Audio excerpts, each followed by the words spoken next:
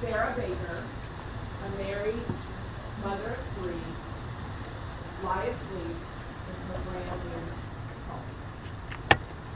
A house that her and her husband, Chad Baker, had purchased and moved into just 10 days before.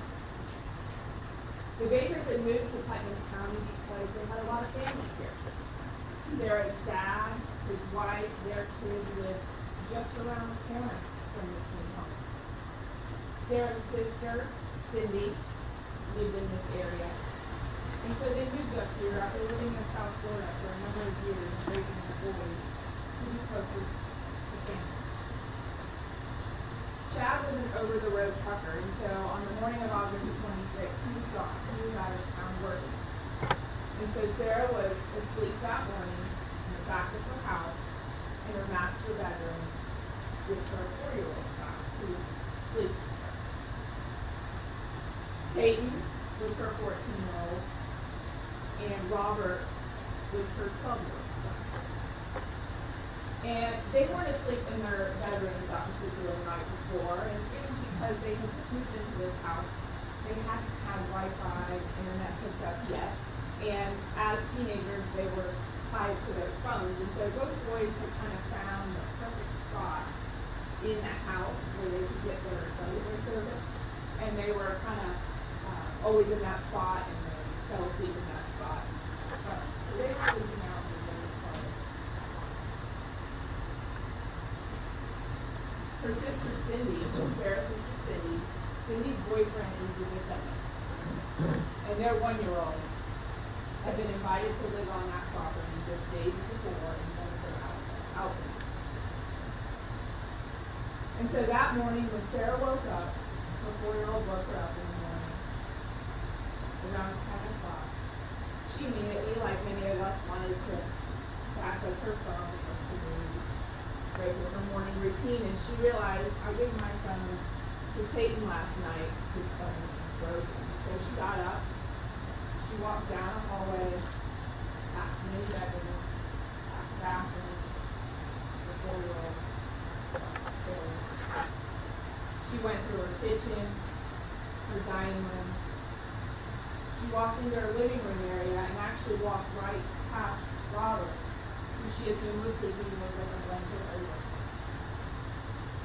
And she walked where she knew she'd find Tayten, in the very back room on the other side of the house, which had a pool table. And when she walked in that room, she noticed bloodstained carpet. So she ran over to Tayten, who also had a blanket on him, and she ripped it off. And she saw her son, Tayten, laying face down in a pool of blood. And she shook him, she sang his name, and she went to sort of lift him up to see what was wrong, and saw a gaping hole in his neck. So she's obviously in shock. She runs out the side of that room, and you'll learn that there is, we call it the pool room, the pool table in there. There's a door out of that room to the outside that led directly to where Cindy and the defendant were living. So she's running to get help, get Cindy, call 911. She notices that side door to her house is open, but when she gets to that outbuilding, that door's locked, and that door's never locked. Cindy and Mark come and go, they're allowed to come in her house, and she's banging on the door, screaming for Cindy, kicking, trying to get in, and no one's answering her. So quickly, in her panic, she runs back in the house and realizes, oh my God, Robert. And she runs to Robert, 4-year-old trailing behind, and she pulls that blanket down. And she knew in that moment something terrible, awful had happened. She screams. She actually will tell you she has no idea why she did it. She just ripped her nightgown. And she ripped one of the straps of her nightgown. She grabbed her youngest child and she began to look for her keys. She knows her dad lives just minutes away. I've got to go get help. She can't find her keys to her vehicle, but she remembers where her husband's spare key is to his truck, and she can't drive a stick, but that's the only thing she can think to do in that moment. So she gets her husband's truck and makes her way over to her dad's, completely unable to drive that vehicle, but she makes it there. You will see on surveillance video at the Benson's house, her dad's house, You'll see her come up. You'll see her enter that house. And Debbie Benson will tell you she was up that morning. This was during COVID time, so she was up doing online schooling with her boys when Sarah busted through her door, really not making sense, clearly hysterical. The boys are dead, the boys are dead. This wakes up Sarah's father, Andrew Benson. He comes out, like, what are you, this is not making any sense. But Debbie decides to call 911, get in the car, drive over, see what the heck Sarah's even talking about. It doesn't make any sense to them. So Sarah stayed there at the Benson house with her dad. And Debbie gets on the phone with 911 before she even leaves her property and drives over that house. And unfortunately, she entered that house and saw the tragic, awful scene her nephews were laying in. It didn't even register in her brain what had happened, and she will tell you that she told 911 and she thought that dogs must have attacked them.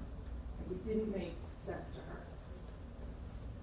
Her husband, Andrew, followed shortly thereafter. He also walked in, saw the bloody scene, and this is around 10:30 a.m. in the morning. So because Debbie had already been on the phone with 911, Putnam County Sheriff's Office was responding, and so they get there shortly after Debbie and Andrew entered the house. Putnam County deputies clear the scene, make sure nobody else is hurt, there's nobody inside.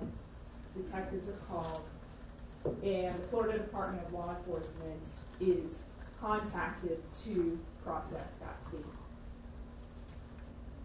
The evidence you will hear throughout this trial will prove to you that that morning, when Sarah and her boys were sleeping, the defendant and Cindy got up early, around 6:30 a.m., dark outside, and they went to the Circle K to get donuts and coffee. They returned back to the Baker home, and Cindy goes into their outbuilding apartment to feed her child. And you will learn that it was at that time that the defendant obtained a hammer from one of the buildings on the property. He armed himself with his fillet knife, and he entered the Baker's home with the intent to kill those boys. The boys were sleeping when they were attacked. The defendant bashed their heads in with a hammer multiple times. And just to make sure they were dead, he later told detectives, he also slit their throats.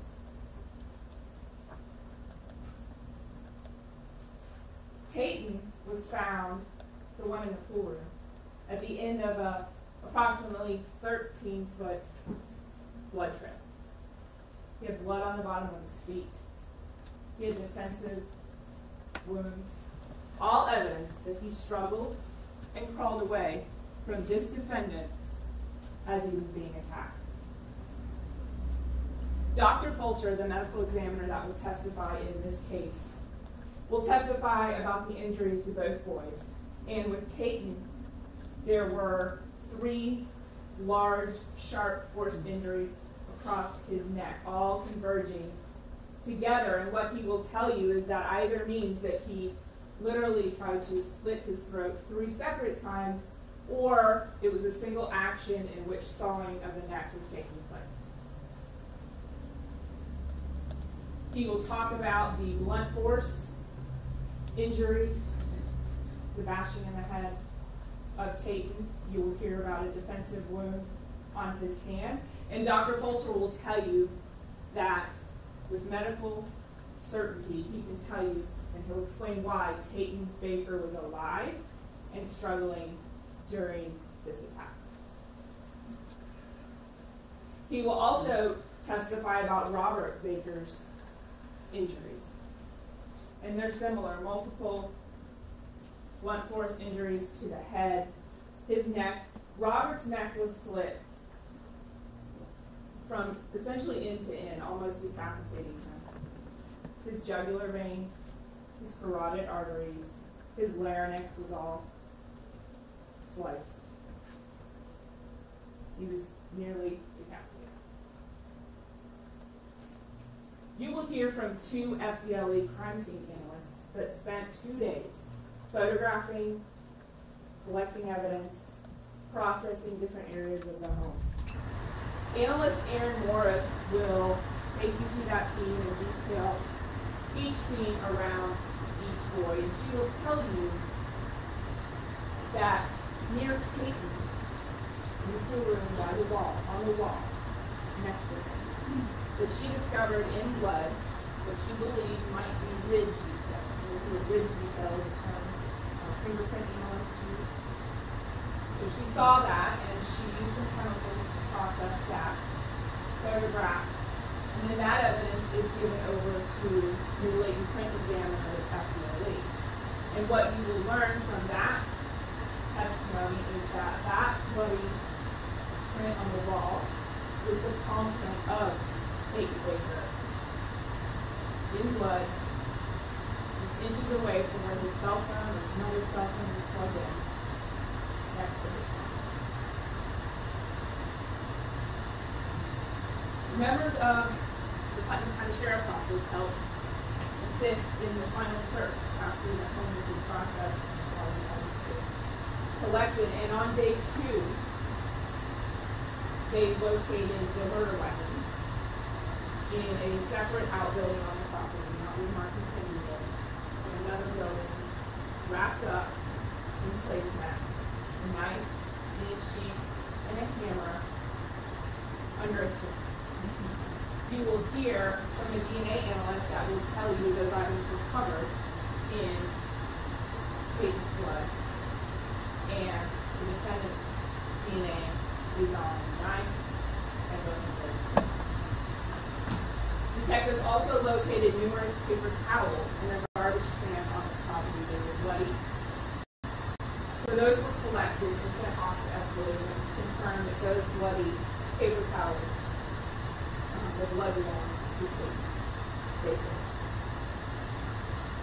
The defendant's sweatshirt was located inside a bathroom, the bathroom that he and Cindy were allowed to come in and use. Now, he was in the building that they lived in, you'll see it didn't have a bathroom.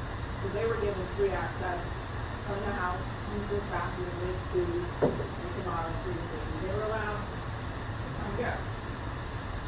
His sweatshirt was located in the bathroom commonly used, and that sweatshirt was sent off as well for to be analyzed, and it included Robert and Tayten's blood.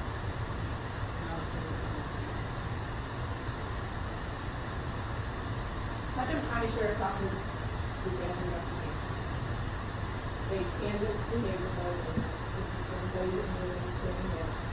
One of the focuses of that day 1 is just interviews with family members, interviews with everybody who lived in that home, trying to find out what may have happened. Remember, some of that, all that stuff I described to you, they don't know about all of that. Later. So we're just gathering information, and the defendant talks to a detective 3 times that day on scene. You'll hear those recordings, and essentially in those recordings, he just denies knowing anything that happened.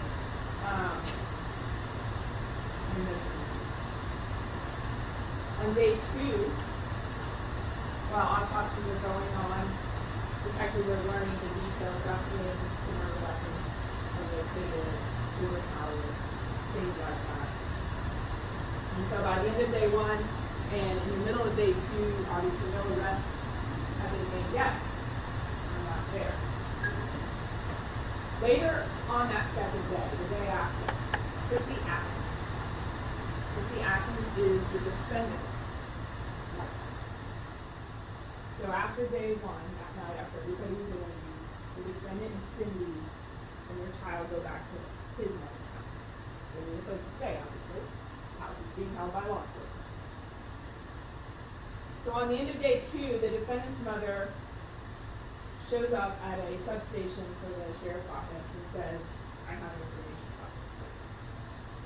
She tells law enforcement that her son told her that he killed those boys. He told his mother it was part of a larger plan. A plan that he and Cindy were to go in and essentially kill the whole family.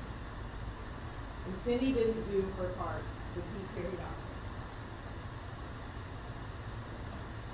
So Chrissy Atkins went to the sheriff's office, told them that information. They interviewed her. They got all of those details. And then they asked her to do something.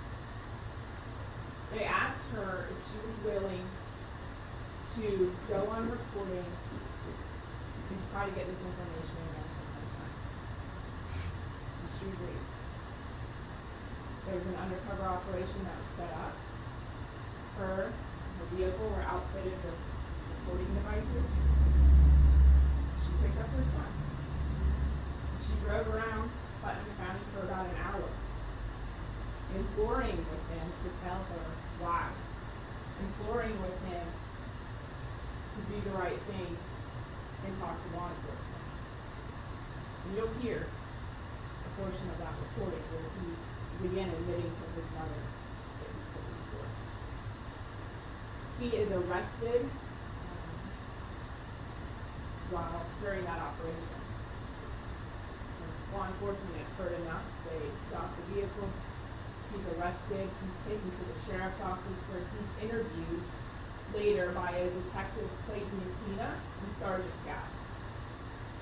And in that interview, the defendant ultimately, he doesn't admit it at first, in the beginning he denies, he doesn't know anything, it's similar to day one. And they have to actually play for him his recording with his mother to get him to talk. But once he hears that, he admits to the brutal and vicious murders. He admits that the two items found under the sink, the hammer and the knife, were what he used. He admits that he thought about it, that he went in there to kill those boys. And he says he thought Cindy wanted him to do it.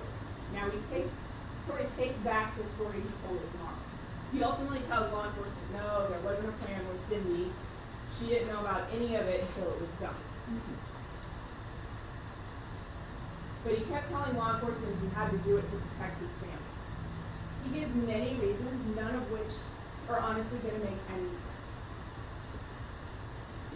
What possible reason could there be when you see the evidence in this case to do this crime?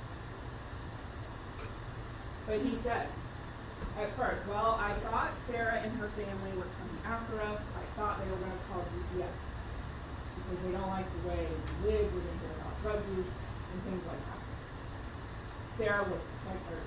Cindy was pregnant again. So he was worried they might call DCF and take our kids. Then it was, well, I thought the boys were sleeping with Cindy. No evidence, no reason why he thinks that. And then it was, I think they're harming my daughter. And when the detectives pressed, why do you think that? Well, I don't know. I think Cindy's keeping it from me. He provides no real reason. He doesn't really want to talk about details in the interview when he admits things. Every time the detectives are imploring with him, of course, everybody wants to know why. Explain this to us so it makes sense. Did something happen that morning? Were you in a rage? Did you snap? Was it the drugs? All of these things are being posed to him. He doesn't want to talk about the details. He won't even look at the photographs of the dead boys that they're putting in front of him. And at that moment, he just gets upset and he's worried that someone's going to kill him for what he did. He won't give details. But at the end of the day, like we talked about in jury selection, the why, it's not going to matter under the law. The evidence is going to prove to you beyond a reasonable doubt that Sarah and Chad's boys are dead, that this defendant did it, and that he premeditated it, and committed a burglary like we discussed when he did. He entered that home with the intent to kill the boys. That is a burglary. Clearly, invitation is revoked. The defendant told Detective Lucina ultimately in that interview, I wasn't pissed. I wasn't even upset when I did it. I just thought and had to protect my family. When no reason to guilt will erode the overwhelming evidence beyond a reasonable doubt on each and every element of the 4 charges in this case. And we will be back before you at the end, asking you to return a verdict of guilty as charged on all 4 counts. Thank you.